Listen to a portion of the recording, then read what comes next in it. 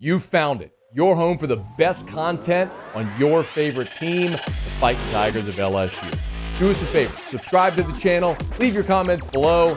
Be sure to smash that like button.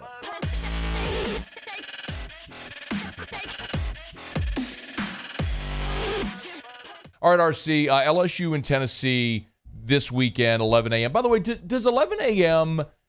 You did play some morning games during your time at LSU. Does the 11 a.m. thing actually matter as much as we talk about? Yep, it's freaking miserable. Okay.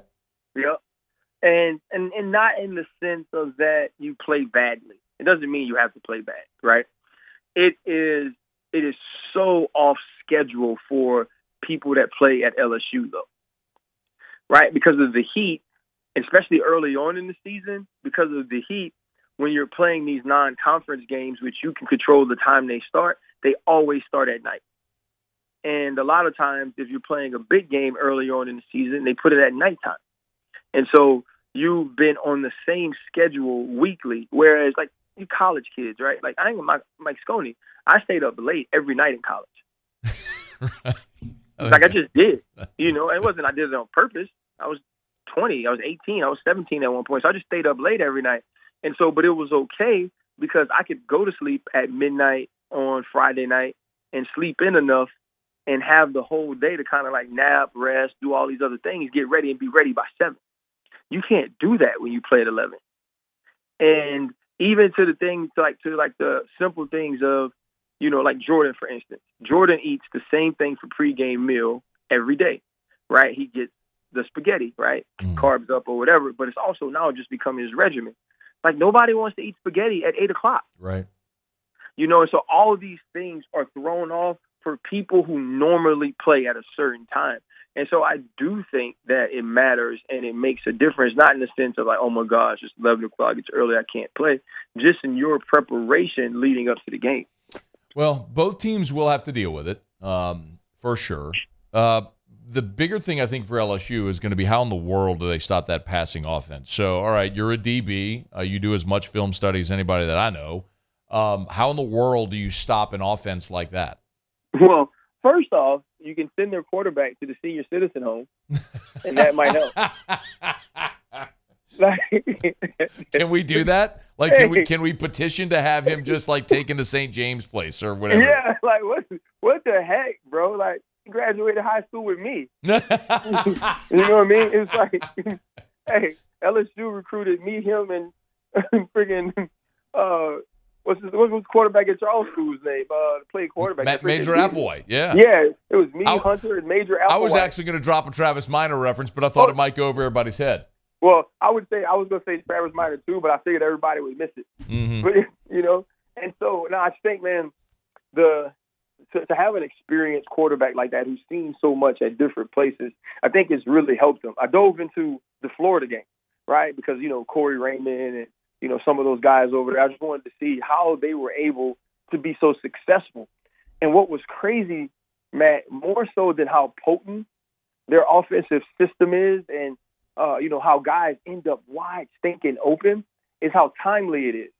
Every time Florida made a push at them in that game, they came back and scored a touchdown. They came back and got a big play, whether it's tight end leaking down the sideline or they get the wheel route in the switch release from Stack and get somebody down the sideline. Again, it's like every time they needed to make a play, they made it. And then when you look at things that Hendon's able to do, getting outside, and he's not like this great runner. He's just a good runner, right? And he runs and he moves to pass.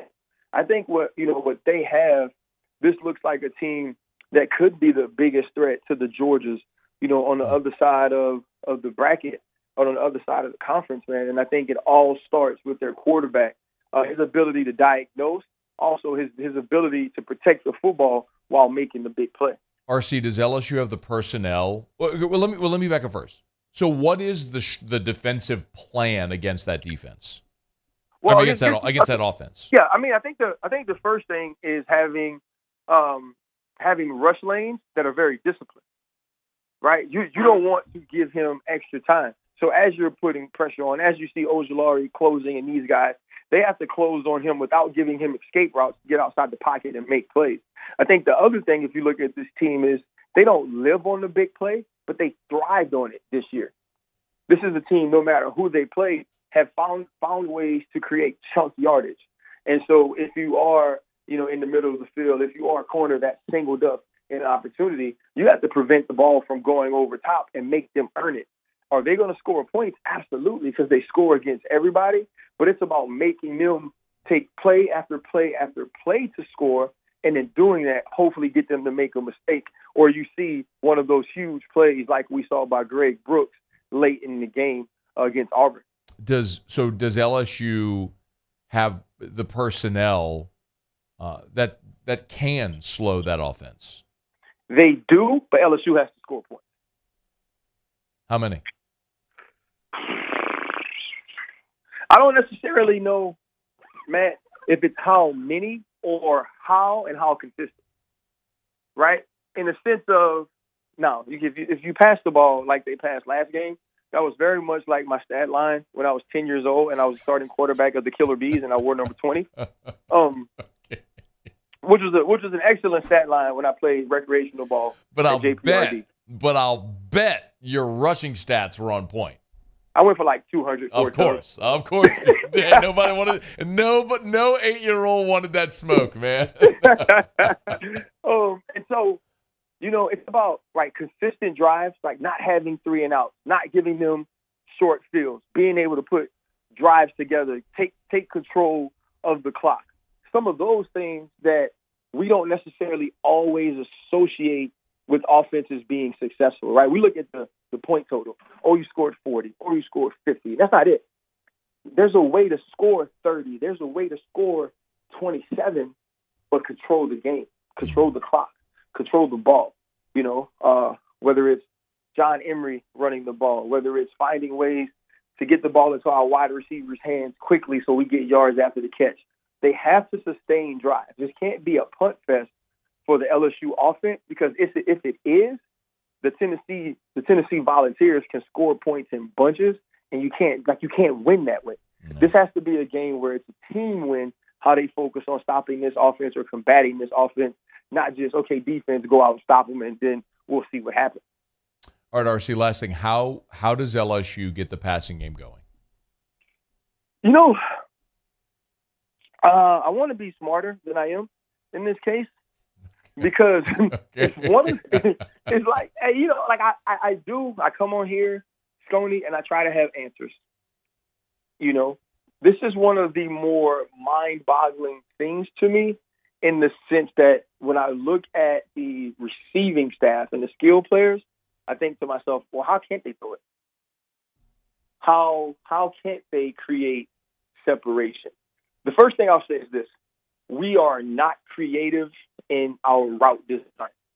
Right? Wait, I'm sorry, your phone cut out. We're not creative in what? I'm sorry. We're not creative in our route design. Design, okay. Right? Like think about, Stoney, some of the things we associate with Sean Payton, the things with Sean McVay, Kyle Shanahan, all of these offensive guys who you sit around and you watch the game and you go, holy cow, Deebo Samuel is wide open. Mm-hmm. And you're like, Jimmy G sucks, but I can make that throw too. I want you to and I know you study it and you watch it so closely. Let's think about in the games against good football teams, right? Good defenses. Where has the easy throws been? Right? Where have the wide open players been? Right? The ones, and some of them we've seen, I agree, we've seen, and Jaden hasn't hit them. Right? Jaden hasn't gone to those guys right away. So he has to be better, 100%.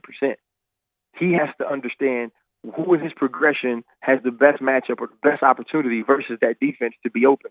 So let me start there. But secondly, it's okay, if I'm coaching him, I go, the way this is set up, if we get this coverage, here's who's wide open. Right? I should have 3 or 4 plays a quarter where I can tell him when I'm signaling or whatever it is, look, Jay, when we go back out there, man, if we call this and we get cover 2, here's the guy. If we call this and we get man, here's the guy. And whether it's a rub route or some sort of pick, a stack route, just anything that we start being more creative and say, we can't rely on all these 4 and 5 stars to get open because, unfortunately, they're also playing other 4 and 5 stars. He's Ryan Clark. I got to go find Kelly Washington.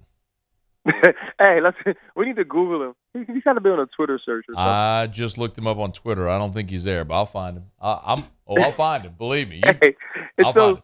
It's funny, man. I did Tennessee radio early on this week for Ramon Foster, who's the guy I played with. Sure. And they asked me the same question about it, and I told them the same exact thing. I don't think about it ever, to be truthful, until I'm asked this question. Like, even with LSU playing Tennessee, it wasn't like my first thought. I didn't think about it really at all. But whenever I'm asked, it's the first thing I think about. And I think to myself, knowing myself now, I still wonder how I dealt with it so well. Like, how I was so nice about it. I should have just punched him in his face, So, but, you get older and you change. No, but that's right. Like, you get older and then you change. But like 20-year-old RC, I'm surprised you didn't punch him in the first. 22-year-old RC. Man, I guess man, when you won the SEC championship, you're not really thinking about much else. Makes sense. You're the best, RC. Thank you. My man, have a good one. Hey, thanks so much for watching. Please leave your comments. I love to interact, and be sure to hit the red subscribe button below.